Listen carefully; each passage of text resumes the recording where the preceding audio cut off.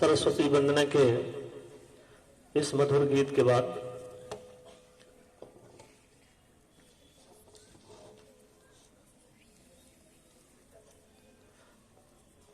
प्यारे विद्यार्थियों, जैसा आप जानते हैं, भारत के महान गणितज्ञ श्रीनिवासन रामानुजन का जन्म 22 दिसंबर सन 1887 में भारत के केरल प्रांत में हुआ। ब्रिटिश इंडिया के समय में जब भारतीय समाज अपने अंधविश्वासों और आधुनिक तर्क के बीच असमंजस में फंसा हुआ था, तब एक रूढ़िवादी तमिल परिवार में इस महान गणितज्ञ का जन्म हुआ। बिना किसी औपचारिक शिक्षा के 12 वर्ष की अवस्था में इन्होंने मैथमेटिकल थ्योरम अर्थात गणित के सूत्रों की खोज कर दी थी। आप इनकी प्रतिभा का अंदाजा इसी बात से लगा सकते हैं। सिर्फ 12 वर्ष की अवस्था में इन्होंने मैथमेटिकल थ्योरम गणित के सूत्र की खोज प्रारंभ कर दी थी। कुल 32 वर्ष के अपने छोटे से जीवन काल में इन्होंने लगभग 3900 सिद्धांत बनाए, जिनमें गणित के जो सवाल हैं उससे हल किए जाते हैं। गणित की भाषा में आइडेंटिटीज ऑफ इक्वेशन जिसे कहते हैं, इनमें से कई सिद्धांत रिजल्ट तो सही देते हैं, लेकिन उनके प्रोसेस पर अभी भी रिसर्च जारी है। बहुत जो इनके पेपर थे, रिसर्च पेपर, वो पत्र पत्रिकाओं में प्रकाशित नहीं हो पाए, क्योंकि जो उनके संपादक थे, जो प्रकाशित करने वाले उनके संपादक थे, वे उनके थ्योरी को समझा पाने में असमर्थ थे। सच बात तो ये है कि रामानुजम अपने समय से बहुत आगे थे। मैं इनके जीवन और इनके व्यक्तित्व पर और अधिक प्रकाश डालने के लिए आपके बीच आदरणीय कुलदीप सर को आमंत्रित करता हूं। हमारे विद्यालय के श्रेष्ठ सहायक गणित अध्यापक श्री कुलदीप जी, आइए सर। Thank you sir.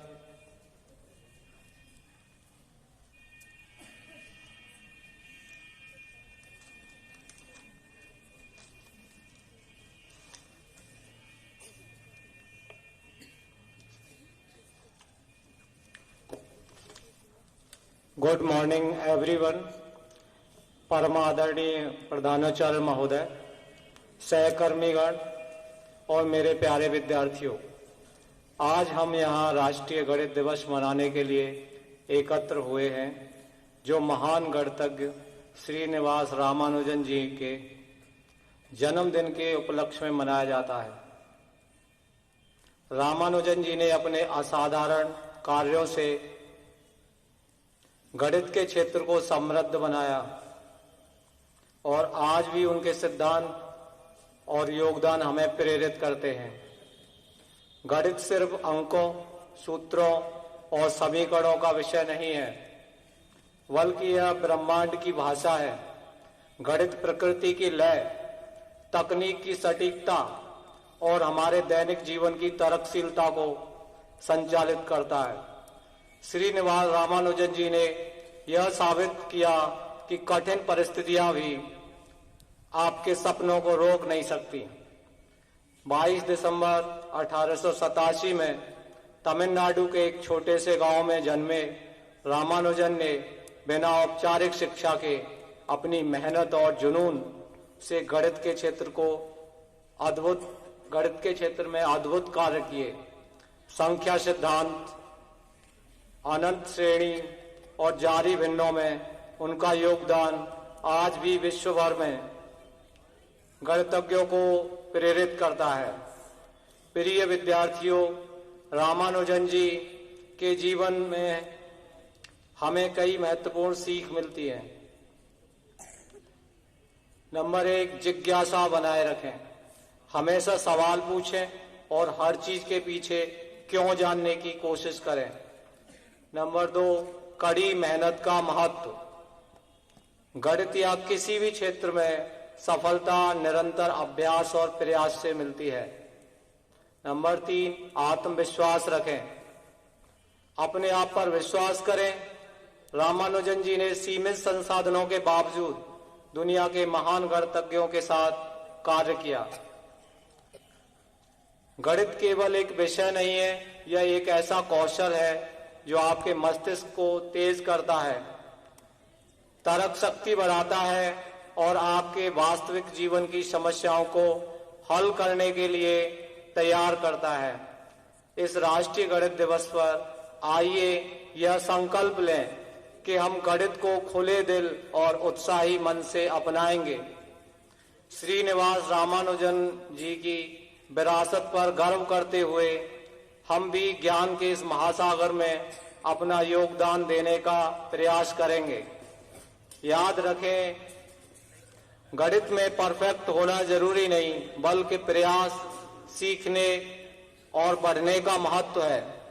तो गणित के इस अद्भुत सफर में लगे रहिए, सवाल पूछते रहिए और सीखते रहिए। Thank you and I wish you all A mathematically marvellous day ahead.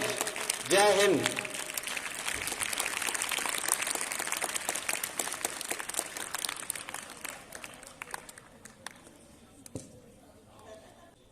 धन्यवाद सर, बहुत सारगर्भित वक्तव्य रहा गणित दिवस के इस अवसर पर। इसी क्रम में मैं अपने विचारों को व्यक्त करने हेतु श्री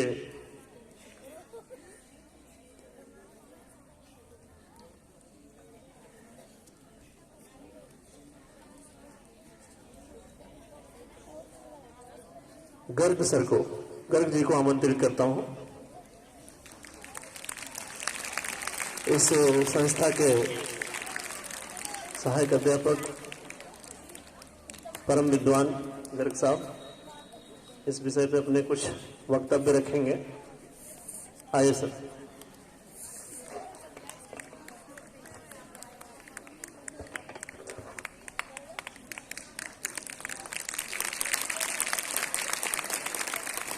यहाँ पर उपस्थित प्रधानाचार्य महोदय, आदरणीय शिक्षकगण, शिक्षिकाएं और मेरे प्यारे विद्यार्थियों, आज हम राष्ट्रीय गणित दिवस मनाने जुटे हैं। यह दिन हमारे देश के महान गणितज्ञ श्रीनिवास रामानुजन जी को समर्पित है। गणित के क्षेत्र में रामानुजन के योगदान को देखते हुए भारत सरकार ने 26 फरवरी 2012 को 22 दिसंबर के दिन गणित दिवस मनाने की घोषणा की थी और उसी के उपलक्ष्य में हम 22 दिसंबर को गणित दिवस मनाते हैं। गणित के बारे में कुछ लोगों को भ्रांतियां हैं, आज उसके बारे में मैं कुछ बातें बता रहा हूं। कोई मुश्किल बताता है, कोई आसान समझता है। मैथ सब्जेक्ट ऐसा है, इससे हर कोई डरता है। कोई मुश्किल बताता है, कोई आसान समझता है। मैथ सब्जेक्ट ऐसा है, इससे हर कोई डरता है। है इसमें राज ऐसा क्या? है इसमें राज ऐसा क्या? तुम्हें लो मैं बताता हूँ। जो रटता है वो रोता है, जो समझता है वो हंसता है। जय हिंद, जय भारत।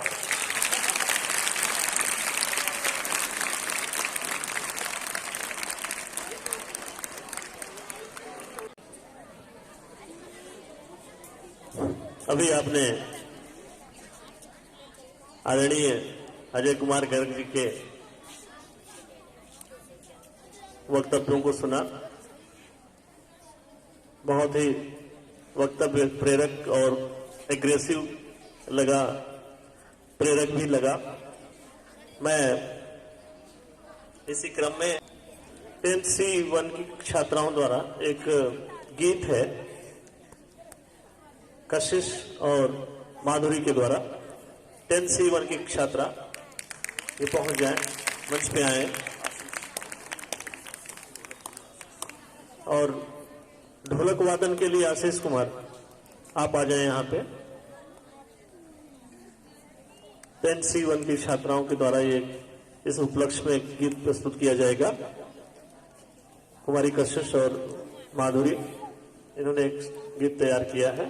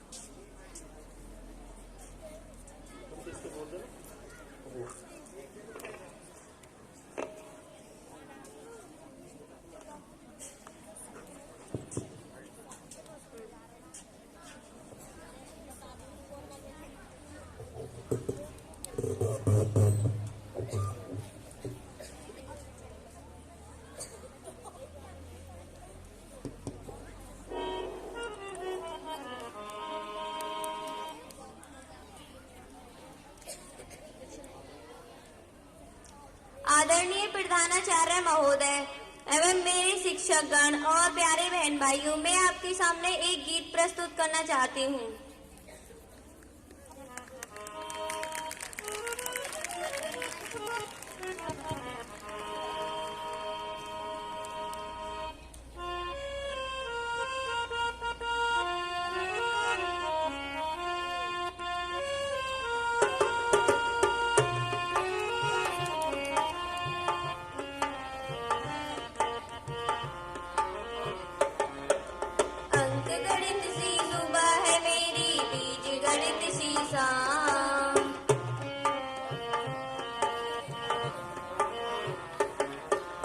रेखाओं में खिंची हुई है मेरी उम्र तमाम,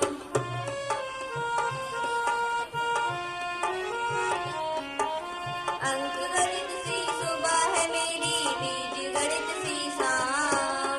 रेखाओं में खिंची हुई है मेरी उम्र तमाम, भोर किरण ने दिया गुणन फल, सुख का और दुख का भाग, छोड़ दिए आंखों में आंसू घटा प्रीत का भाग, छोड़ दिए आंखों में आंसू घटा प्रीत का भाग। अंक गणित सी सुबह है मेरी, बीज गणित सी शाम।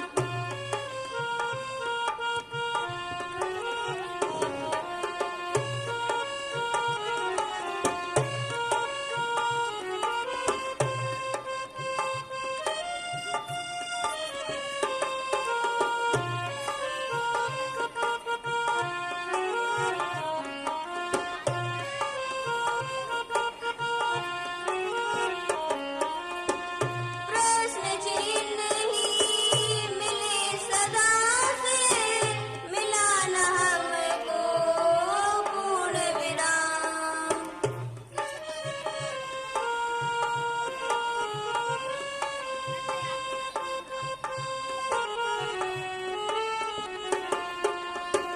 प्रश्न चिन्ह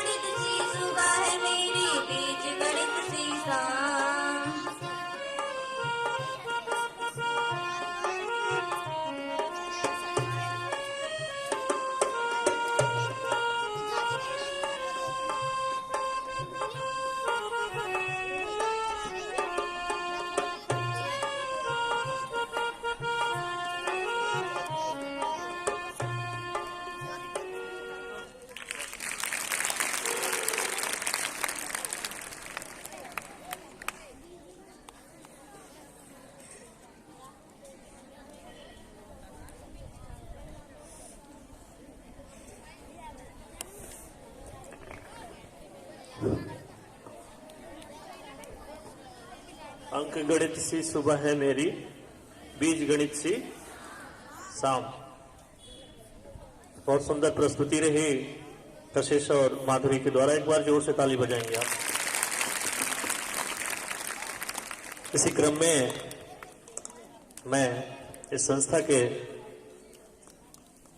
गणित प्रवक्ता आदरणीय श्री अशोक कुमार सैनी जी को आमंत्रित करता हूं, वे यहाँ आए और अपने विचार प्रस्तुत करें।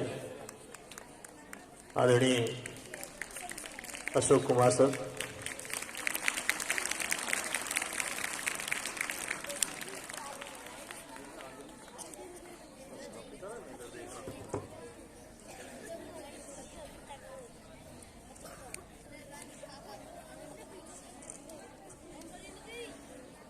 Thank you sir. जैसा कि अवगत है कि कुलदीप सर ने भारत के महान गणितज्ञ श्रीनिवास रामानुजन के विषय में बहुत विस्तृत से जानकारी दी। उनके विषय में एक छोटी सी जानकारी मैं भी आपको देना चाह रहा हूं। श्रीनिवास रामानुजन की मौलिक शक्ति और तर्क शक्ति में इतनी अधिक थी कि उन्होंने बहुत छोटी सी उम्र में ही हजारों फॉर्मूलों और आइडेंटिटीज का आइडेंटिटीज बना दी थी, जिन पर शोध आज भी जारी है।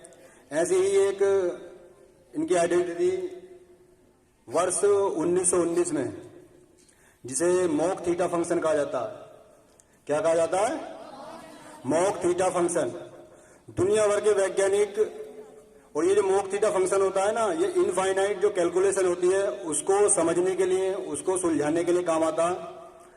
दुनिया भर के वैज्ञानिक जिस थ्योरी को समझने के लिए लगातार प्रयास कर रहे थे, वर्ष 2002 में पता चला कि जो ब्रह्मांड की सबसे कठिन और सबसे रहस्यमयी पहेली है ब्लैक होल, उसको समझने के लिए मॉक थीटा फंक्शन की जरूरत होती है। यानी रामानुजन अपनी उम्र से 83 वर्ष आगे चल रहे थे। कितने वर्ष आगे? 83 वर्ष आगे। उन्होंने उस फंक्शन का जो इन्वेंशन था वो सन 1919 में किया था, और 2002 में उन वैज्ञानिकों ने उसका यूज किया वहां पर। एक और उपयोग है मॉक थीटा फंक्शन का। एक बहुत ही खतरनाक बीमारी होती है कैंसर, जानते हैं ना? कैंसर में होता है क्या? शरीर के अंदर जो कोशिकाएं होती है वो रैंडमली और असंख्य रूप से उनमें वृद्धि होती है। तो उसमें ये पता नहीं होता कि पेशेंट को कब और कितनी मात्रा में दवाई दी जानी है। तो मॉक थीटा फंक्शन ही ये बताता है। इसकी हेल्प से ही डॉक्टर ये समझते हैं, यानी ये पता लगाते हैं कि कैंसर के मरीज को कब और कितनी दवाई दी जानी है। तो मॉक थीटा फंक्शन बहुत काम का फंक्शन है।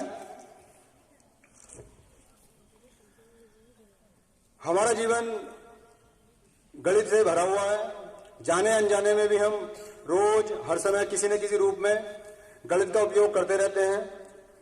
सूर्य की दूरी नापनी हो या फिर चंद्रमा की, अंतरिक्ष की ऊंचाई नापनी हो या समुद्र की गहराई, कोई सामान या कोई वस्तु हमें बेचनी हो या कोई सामान हमें खरीदना हो, हमें कहीं आना हो या जाना हो, जाने अनजाने में भी हम कहीं ना कहीं गणित का यूज करते रहते हैं। इसलिए तो कहते हैं फ्रैक्शनल से लेकर डेसिमल तक और अलजेब्रा से लेकर ट्रिग्नोमेट्री तक हमें सब कुछ सीखते जाना है, क्योंकि इस दुनिया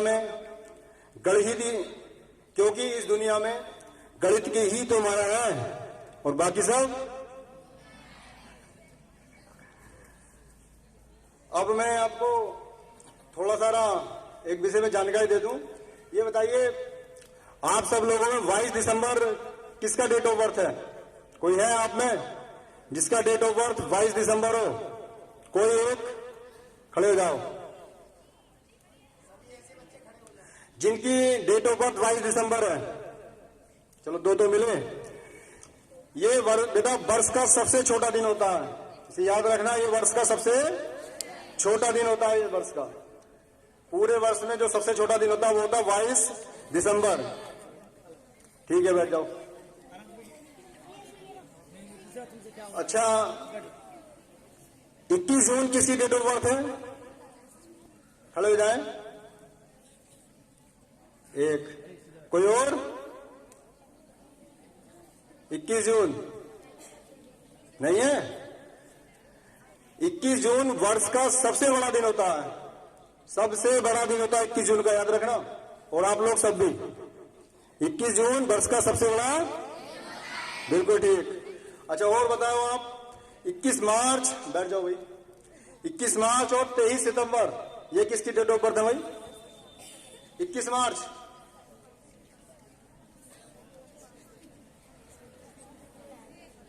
कोई नहीं है?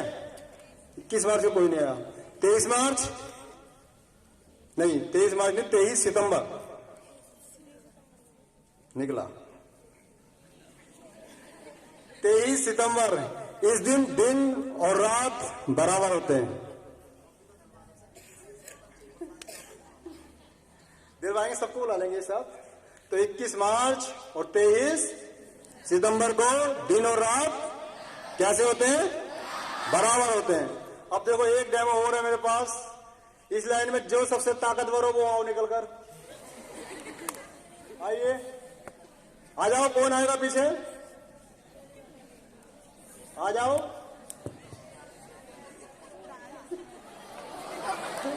आ जाओ दोनों। अच्छा आ जाओ, कमजोर की जरूरत है मुझे, आओ।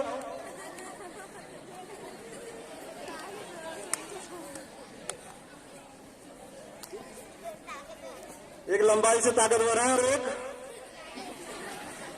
चलो कोई नहीं, काम आएगा।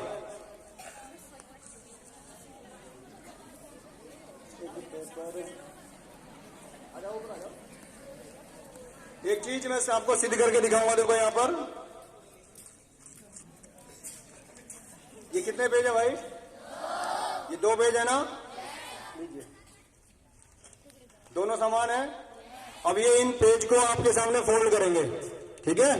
फोल्ड करो, तो फोल्ड करना भाई, मोड़ना। फोल्ड करते हैं। ये कितनी बार फोल्ड हो गया? एक बार करो। अब कितनी बार हो गया? करो फटाफट। अब कितनी बार हो गया? 3 बार करो। अगले करो अपने आप। अब कितना हुआ? एक बार करो। अब कितना हुआ? एक बार और करो, एक बार और करो, करो फोल्ड, कर दिया? एक बार और फोल्ड करके दिखाओ। अब इनकी ताकत खत्म हो चुकी है, ये 7 बार से अधिक बार इस कागज को फोल्ड नहीं कर सकते। तो कागज के बारे में एक विशेष जानकारी मिली? नहीं हुआ, मोड़ मार के बराबर उसमें मोड़ना होता, गलत मोड़ा। देखो जब इससे ताकतवर से नहीं मुड़ रहा तो ये चीटिंग कर रहा, नहीं मुड़ेगा भाई, ना मुड़ेगा, तुमने टेढ़ा करा।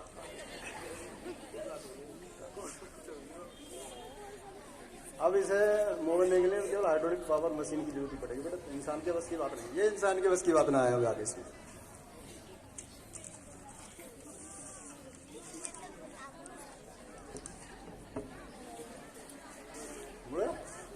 ना मुड़ पाएगा, अपने आप मानेंगे। ये देखो इन्होंने क्या कहा, टेढ़ा कर दिया कागज को, और कागज को टेढ़ा करने के बाद उसकी लंबाई चौड़ाई घट गई तो मोड़ सकते हैं, वो गलत है मोड़ना। पूरा बराबर फोल्ड करना होता तो कागज को 7 बार से अधिक यानी 8 बार आप फोल्ड नहीं कर पाएंगे फिलहाल इस कागज को। तो ताकत तो दोनों में समान हो गई, फोल्ड कहाँ हुआ? मिला ना इसको, वो वाला साइड उस साइड पे मिलना चाहिए, जब फोल्ड होगा पूरा। जाओ ये टोपी ले जाओ, चलो। 7 बार मुड़ सकता है, 8 बार नहीं मुड़ेगा, मैंने ये बोला ना। 7 बार है वो क्या? दिखा देखो, ये इसे फोल्ड करना कहेंगे, फोल्ड करना ये होता। अब तुम इसको ऐसा थोड़ी फोल्ड करोगे, ये फोल्ड थोड़ी नहीं हुआ। फोल्ड होता एक बार बेटा, ऐसे फोल्ड होता, बिल्कुल रॉन्ग है। ये ऐसी आदि पड़ेगी, ले लो।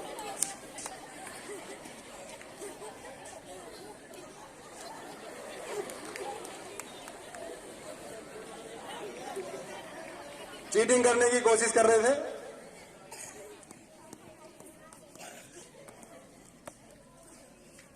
तिवारी रुक, मार्कर है किसी के पास सर?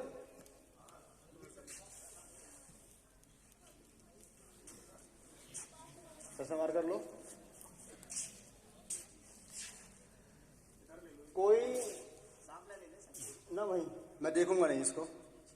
2 अंकों की हो, 3 अंकों की है, 4 अंकों की हो, 5 हो, जितने भी अंकों की जो मर्जी हो, आपको लगातार 7 संख्याएं लिखनी है।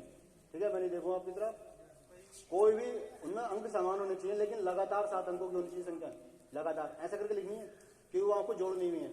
जैसे 85 के बाद 86 आता है, अब कितने अंकों में लिखने जा रहे हो तुम? 3 में, 4 में बताओ? 4 अंकों में, 4 अंकों में लिख लो। चलो 4 अंकों की लगातार संख्या लिखो, मुझे मत बताओ।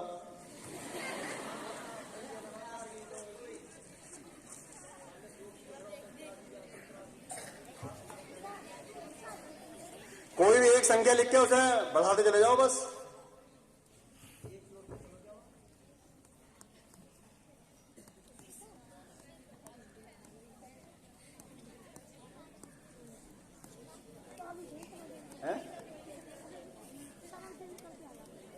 नहीं बता देगा कोई, दिखाने की कहाँ है? क्या रखो ना, मुझे दिखाई दे जाएगा उसे। लिख दी भाई? कितनी संख्या लिखी है आपने? कंटिन्यू है? बीच की संख्या बताओ मुझे, बीच की संख्या बोलो। 5000 सही लिखी है ना? हैं? इन्हें जोड़ लो, एक बार जोड़ो सबको फटाफट।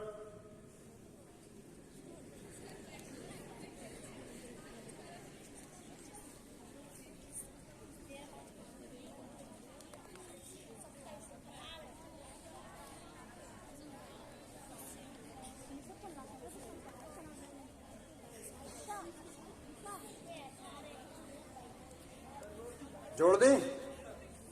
अब मैं बताऊंगा आपको ये योगफल कितना आएगा। योगफल आएगा 35,028। सही है? Thank you sir.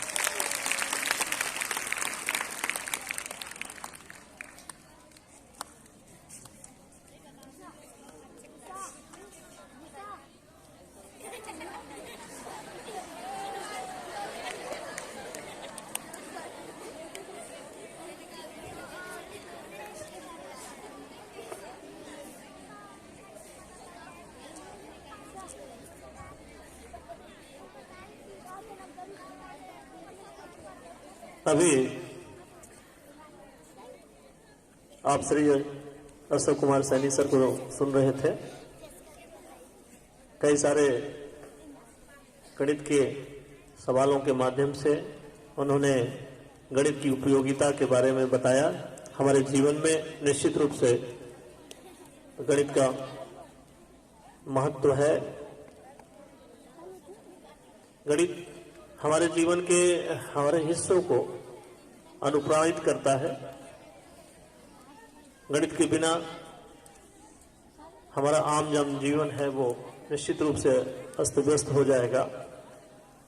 हम सभी गणित का प्रयोग करते ही रहते हैं।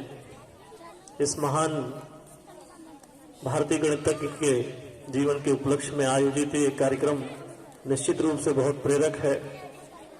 मैं इस क्रम में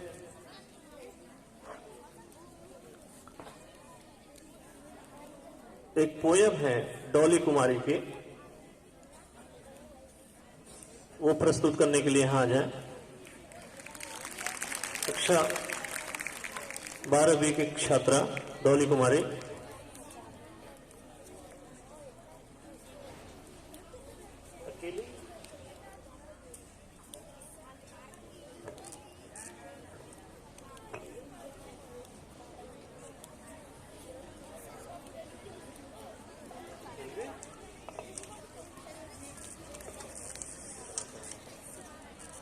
सबसे पहले मैं सम्मानीय मंच को नमन करती हूँ। परम आदरणीय प्रधानाचार्य महोदय एवं सभी अध्यापकगण व मेरे प्यारे बहन भाइयों को मेरा नमस्कार। आप सभी को गणित दिवस की हार्दिक शुभकामनाएं। डियर सर, खुशी से बीते हर पल आपकी जिंदगी का, खुशी से बीते हर पल आपकी जिंदगी का, खुशनुमा करें आप जीवन हर विद्यार्थी का।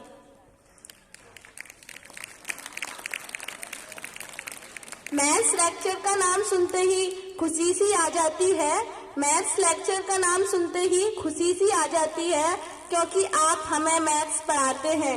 खुश होकर और लगन से मैथ्स पढ़ते हैं हम, आपकी डांट का वेट करते हैं हम। आपका प्यार से बेटा बोलना बड़ा अच्छा लगता है, इस एक शब्द से आपका प्यार झलकता है। मैथ्स में इसलिए पास नहीं हो पाता, त्रिभुज देखते ही समोसा याद आ जाता। डियर फ्रेंड्स, हमारी स्कूल लाइफ का ये आखिरी मैथ्स डे है। मेरे यारों, ये साथ का पल अब दास्तां में बदलता जा रहा है। 1 महीने बाद ये स्कूल भी पराया होने जा रहा है। डियर टीचर्स, ढलते दिसंबर के साथ सारी कथाएं माफ कर देना। जब दोबारा दिसंबर आएगा तो हम आपके बीच न होंगे। Thank you.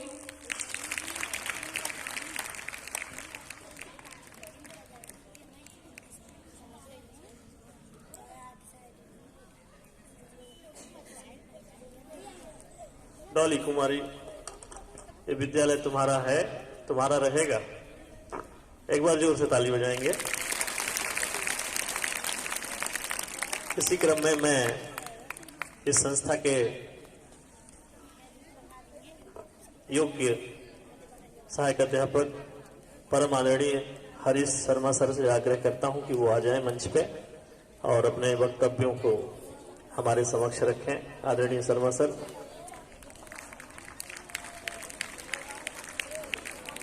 आइए। धन्यवाद सर।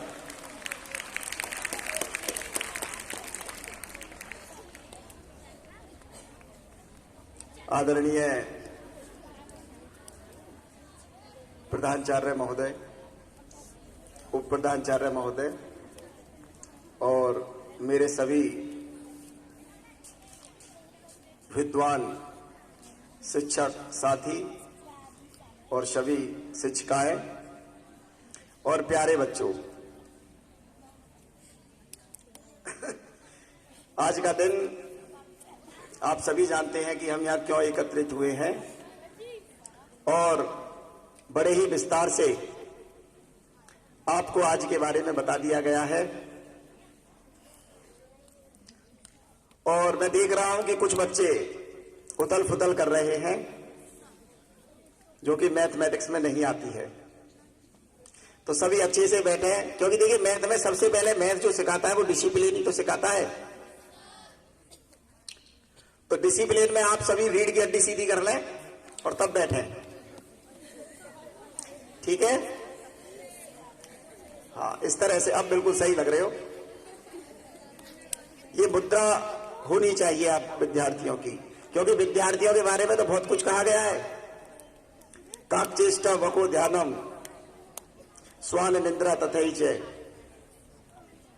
गृह त्यागी अल्पहारी विद्यार्थी पंच लक्षणों। सब कुछ तुम्हारी बारी में ही तो है। कहते हैं काक चेष्टा जो कौवा होता है उसकी तरह बच्चों की चेतना होनी चाहिए। कौवा क्या करता है, देखता किधर है और नजर सब तरफ रखता है। कभी कभी तुमने देखा होगा कि तुम कुछ लेकर उसको मारने की कोशिश करते हो तो आप तब तक उठा नहीं पाते उसको और कौवा क्या चला जाता है, समझ लो। इस तरह की चेतना आपकी हो जाए। बगुले जैसा ध्यान, पता है बगुला क्या करता है, नजर लगाए रखता है, बस अपने ठिकाने को देखता है।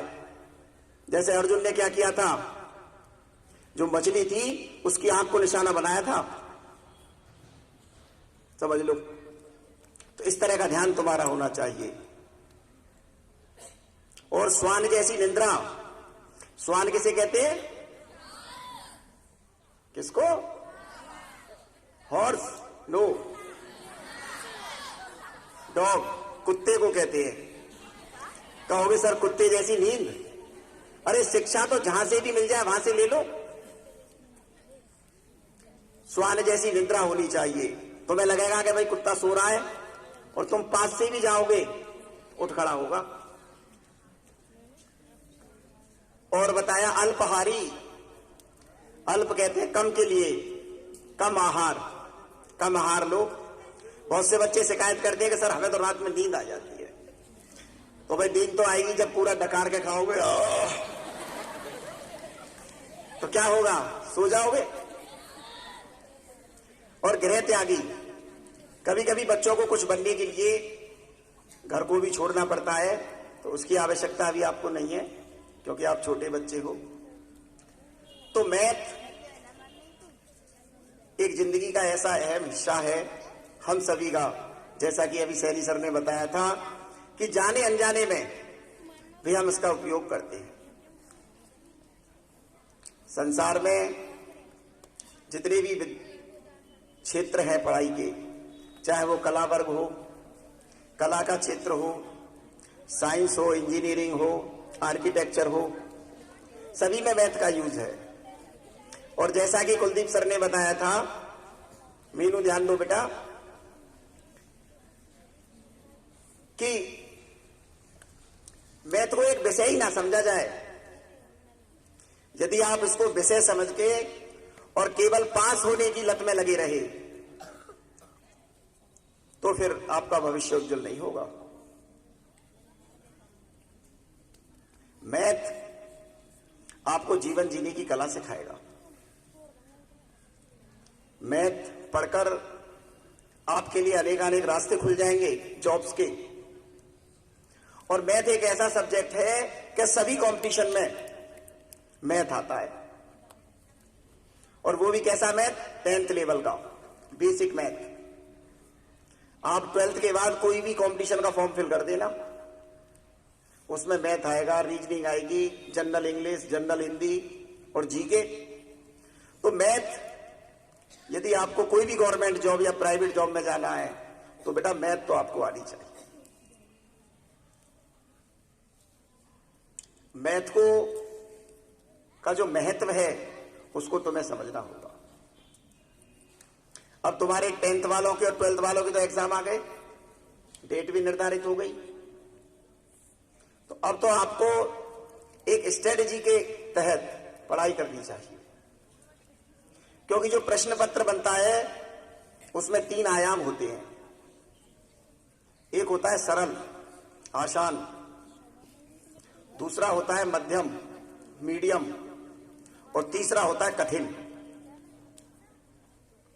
तो 3 तरह के प्रश्न उसमें जो है डाले जाते हैं। आसान, जो कि मात्र 30% होते हैं। मध्यम, ना आसान कहेंगे उन प्रश्नों को, ना कठिन कहेंगे, तो वो प्रश्न होते हैं तुम्हारे 50%। और जो कठिन प्रश्न होते हैं, जिनका डिफिकल्ट जो लेवल है वो थोड़ा हाई रहता है, वो रहते हैं मात्र 20%। तो आपको तो सभी तरह के प्रश्नों की तैयारी करनी है। ये नहीं कि केवल सरल प्रश्नावली से कर लिए और आपने ये सोच लिया कि हमें तो पूरा मैथ आ गया। नहीं, और बार बार प्रैक्टिस सेट लगाइए आप, क्योंकि अब तो एग्जाम आ गए। और मैथ का एग्जाम देखिए, पिछली बार भी 10th में एक बच्चे के तो 100 में से 100 अंक आए थे। अमन नाम है शायद उसका, और 12th में भी आए थे। देखो, तो क्या तुम नहीं ला सकते हो? आज हम यहां जो एकत्रित हुए हैं इसीलिए तो हुए हैं। तो मैं 10th वाले बच्चों से और 12th वाले बच्चों से, सभी से ये कहता हूं कि आप जो है इतनी मेहनत करिए। और अभी तो बहुत समय है। सभी जो बच्चे 100 नंबर का संकल्प ले लो कि हमें 100 नंबर लाने हैं। और जो जिनकी गृह परीक्षा होगी वो बच्चे भी ध्यान दें, 9th के और 11th के, क्योंकि तुम्हारी गृह परीक्षा का भी टाइम निर्धारित हो गया है, वो भी आपको जल्दी ही बता दिया जाएगा। तो आज मेरा कहना यही है कि हम गणित के महत्व को समझें, पढ़ाई के महत्व को समझें, और बच्चे ही ना बने रहें। क्योंकि 10th और 12th के बच्चे नहीं है, अब समझदार हैं। और आप सभी तो देश का भविष्य भी तो हो। आप में से कोई नेता बनेगा, कोई साइंटिस्ट बनेगा, कोई ऑफिसर बनेगा, लेकिन बनेगा कौन? जो जो जो मुझे लगे लड़कों को नहीं पढ़ना, कम आवाज आ रही है। कौन पढ़ेगा? जो पढ़ेगा, जो पढ़ेगा वही तो आगे। तो इसी हुंकार के साथ आपको जो है 10th और 12th और जो होम परीक्षा है उसमें बैठना है और अपना सर्वश्रेष्ठ प्रदर्शन देना है। और एक बार जय बोलेंगे भारत माता की, ठीक है? भारत माता की, भारत माता की, भारत माता की। धन्यवाद।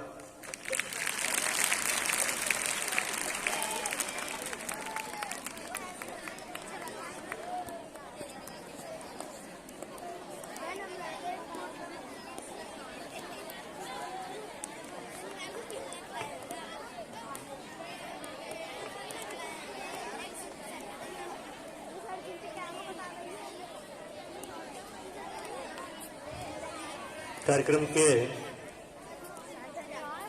इस क्रम को आगे बढ़ाते हुए अब मैं कक्षा 12वीं के छात्र लवदीप नितिन को आमंत्रित करता हूं। लवदीप और नितिन कक्षा 12वीं के छात्र अपने विचार रखेंगे और इसी क्रम में आगे एक नृत्य का आयोजन रखा गया है 8 एक छात्राओं द्वारा, वो तैयार रहेंगे। लवदीप और नितिन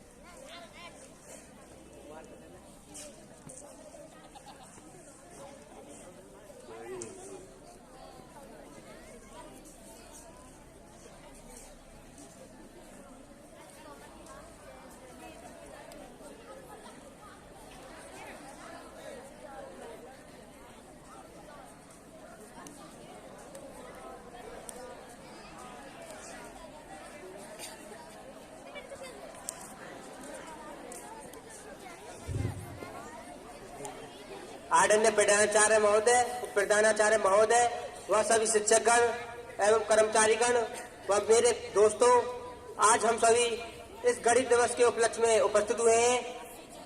व सबसे पहले मैं और मेरे मित्र नितिन जी की तरफ से आप सभी को गणित दिवस की हार्दिक शुभकामनाएं। आज हम आपके सामने गणित के कुछ डॉट गेम्स और कुछ रीजनिंग कौशल लेके आए हैं जिन्हें हम आपके सामने प्रस्तुत करेंगे। मैं नितिन जी से आग्रह करता हूं कि वो खेल को आगे बढ़ाएं।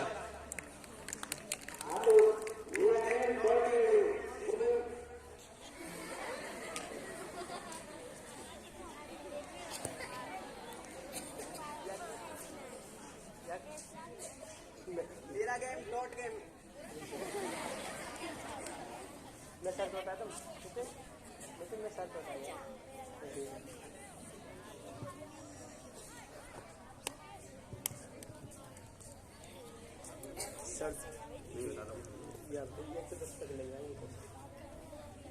तो मेरा गेम डॉट गेम है। ये गेम केवल 6th क्लास से 10th क्लास के लिए है। सर पता नहीं। पहले मैं अपने डॉट बना दूं, फिर बाद में सट होना।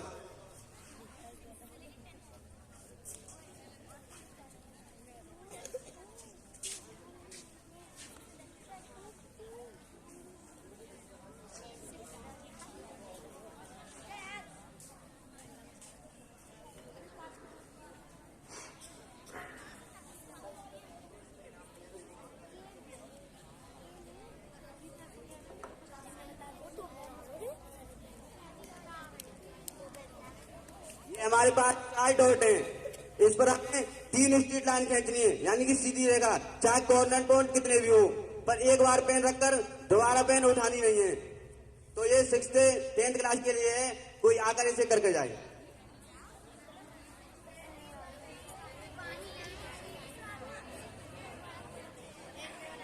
जाओ, कोई भी आ जाओ। क्लास 6 से क्लास 10 तक का कोई भी बच्चा आ सकता है सवाल करने के लिए। इस गेम की शर्तें 4 पॉइंट दिए जाएंगे आपको और 3 लाइन खींचनी, और 3 लाइन जब पेन आप रखेंगे डॉट पर तो डॉट पे से पेन हटनी नहीं चाहिए, केवल एक बार रख के तीनों लाइन एक साथ खींचनी है, चाहे कौन नॉन कौन कितने भी हो। हाँ।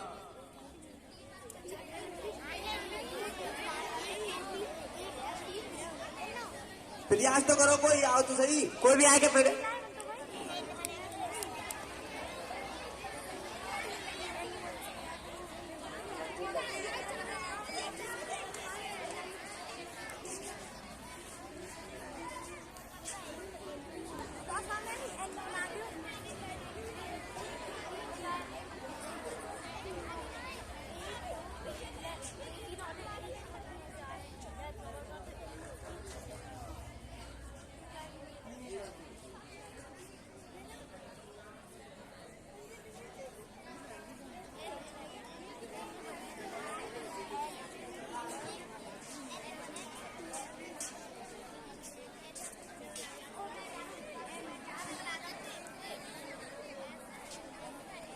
शर्त दोबारा सुन लो, केवल 3 लाइन होनी चाहिए, पेन उठनी चाहिए, चाहे पोनेंट कोड कितने भी हो, और केवल एक ही बार मौका दिया जाएगा।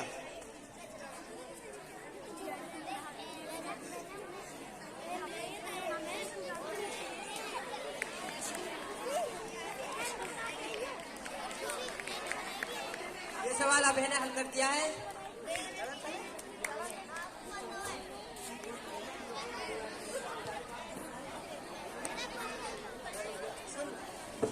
बंद करवा लेना, ये बंद नहीं चाहिए। ये बंद रहने चाहिए। यार मान लेना। हाँ चल करवा, बंद कर।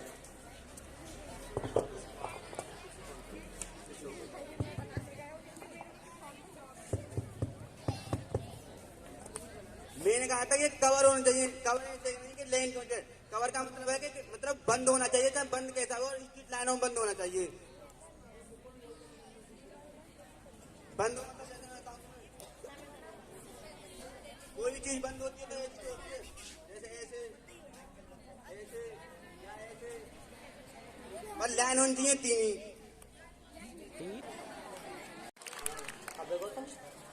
अबे के लिए एक बार जोर से तालियां।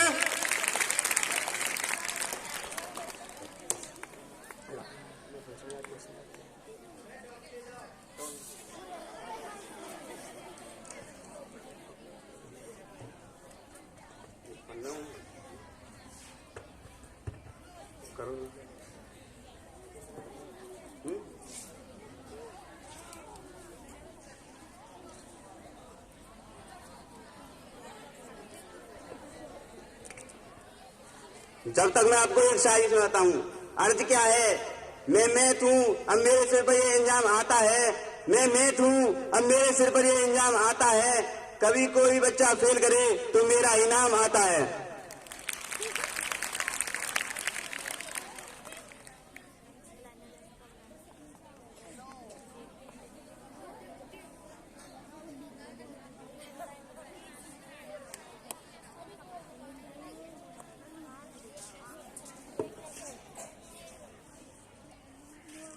पॉइंट्स है और इसको भी पहले क्या है बंद करना है, और इसमें 4 लाइन खींचनी है। अपने 3 की वजह 4 लाइन, और पेन एक बार रखने के बाद दोबारा उठनी नहीं है।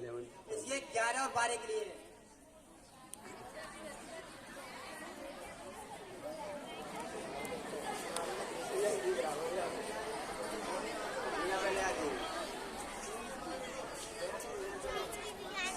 और इसे एक 11 एक नियम और है, इसे एक लड़का एक ही बार कर सकता है, मतलब एक बार गलत होगा तो दोबारा कोई करेगा नहीं इसको।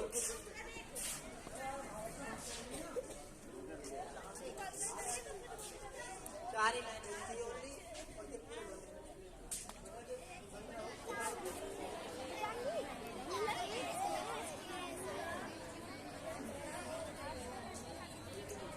गलत।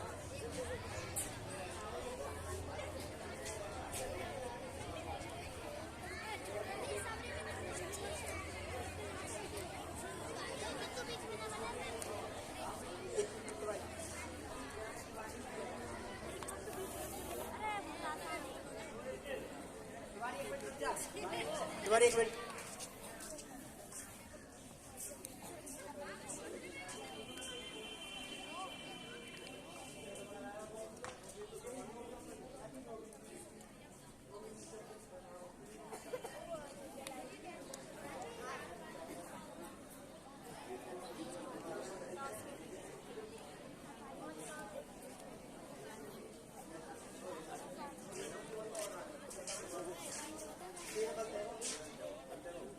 और कोई आए इनका गलत है?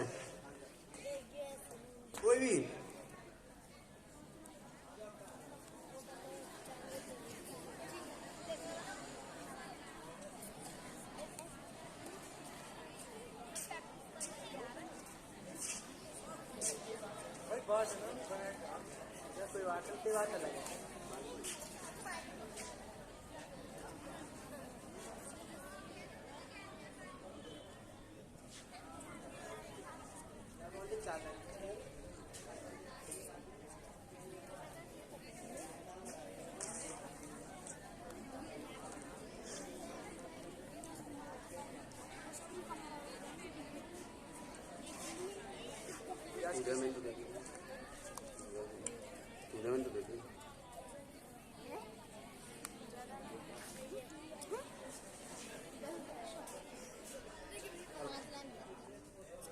रॉन्ग।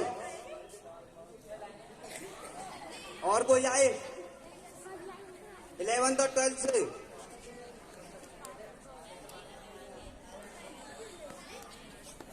कोई भी आ जाओ 6 से 12 तक का सवाल के लिए, कोई भी।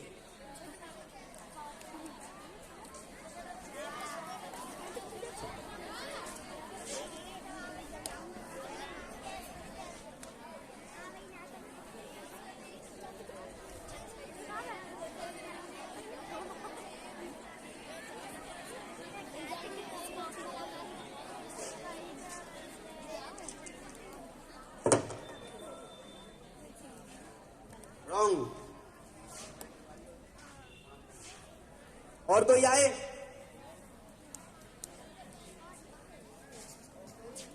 और कोई है? ये भी तो हुआ था।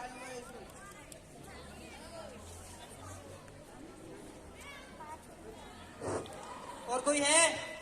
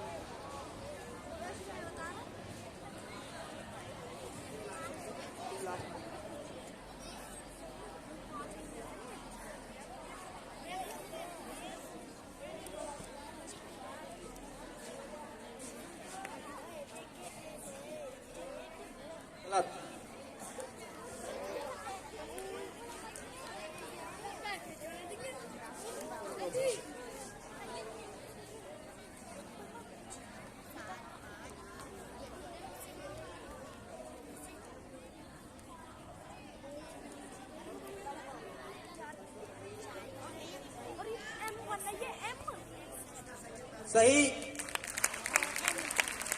चल के लिए एक बार जोरदार तालियां।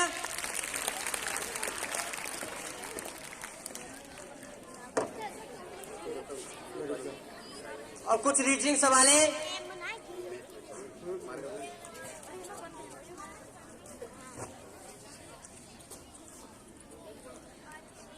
सबसे पहले मैं मैथ के गुरुजनों के लिए एक शायरी सुनाना चाहता हूं, उसके बाद हम रीजनिंग क्वेश्चन पूछेंगे। कि खेल बन गए आंकड़े, उत्तर बने सवाल, फंडे वंडरफुल दिए जिनने किया कमाल। कि खेल बन गए आंकड़े, उत्तर बने सवाल, फंडे वंडरफुल दिए जिनने किया कमाल। मैथ हुई आसान यूं जैसे हो एंजॉय, ऐसे टीचर मैथ के जो किस्मत से ही मिल पाए।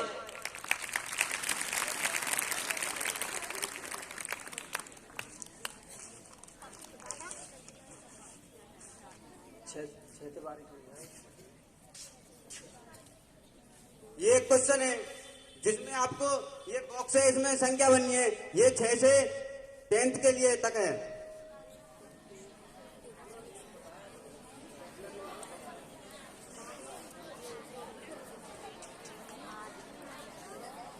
हेलो, ये बच्चे एक पैटर्न है जैसे 1 के बाद 1 आया है, 1 के बाद फिर 2 है, 2 के बाद 3 है, 3 के बाद 5 है, वो सब जैसे भी आया है एक नंबर इस बॉक्स में भी आना है। तो वो बॉक्स आपको फिल करना है कि उसमें कौन सा नंबर आना है। जो बच्चे आ सकते हैं आ जाए। अच्छा, इधर बच्चे आ चुके हैं। ये है 21। देखो भाई आंसर सही है या गलत।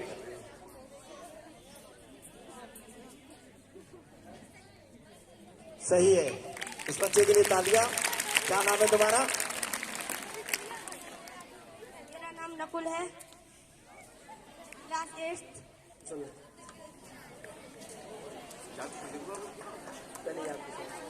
ये क्वेश्चन है, 1 से लेकर 10 तक अंकों से कटने वाली संख्या कौन सी है? 6 से लेकर 12 तक कोई बताए। 1 से लेकर 10 तक अंकों से कटने वाली संख्या। एक ऐसी संख्या जिसमें 1 का भी भाग चला जाए, 2 का भी, 3 का भी, मतलब वो 1 से लेकर 10 तक कट जाएगी संख्या। और 10 ऐसी एक संख्या बतानी है आपको। ऐसी एक संख्या बता दीजिए। इतनी भी बड़ी हो छोटी हो उससे मतलब नहीं है, बता दो। 25। सही जवाब। करण के लिए एक बार जोरदार तालियां।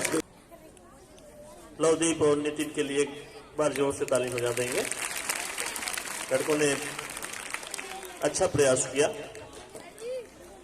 अब इस कार्यक्रम में एक नृत्य है।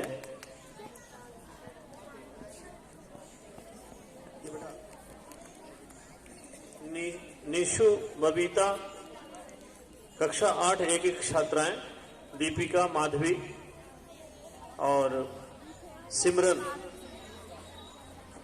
ये गीत प्रस्तुत करना चाहती हैं इस अवसर पे। ये जल्दी से आ जाए मंच पे और अपना गीत प्रस्तुत करें। समय की बाध्यता है, बहुत समय अधिक नहीं है। कार्यक्रम समाप्ति की ओर अग्रसर है।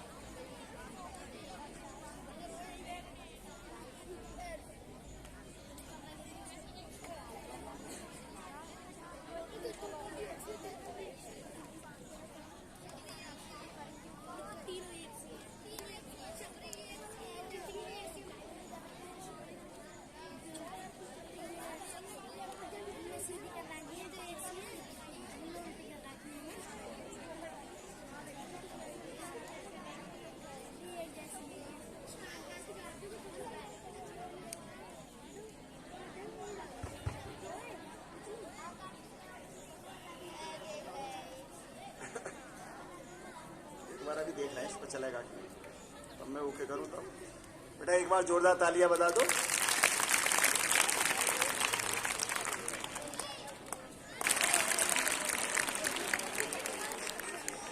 एक बार जोरदार तालियां फिर हो जाए बच्चों के लिए। मैथ में नहीं होना चाहिए, ठीक है।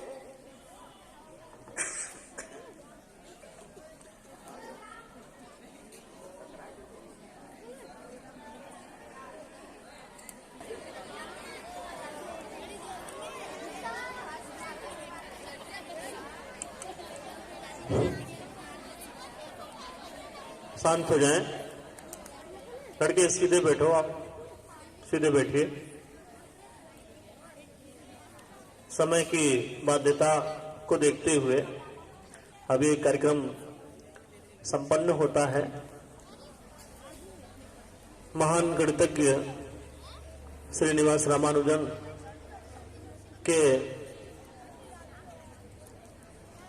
जन्म के उपलक्ष्य में आयोजित इस कार्यक्रम तुमने छेड़ा के सवाल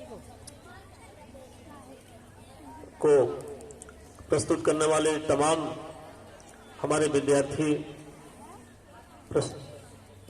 प्रशंसा के पात्र हैं और मैं इस अवसर पर उस महान विभूति को नमन करते हुए आप सबको उन्हीं की तरह उनके जीवन से प्रेरणा लेते हुए, लड़कियां पीछे आप बात करने में लग गए, बिल्कुल आप यहां सुनने के लिए बैठे हो।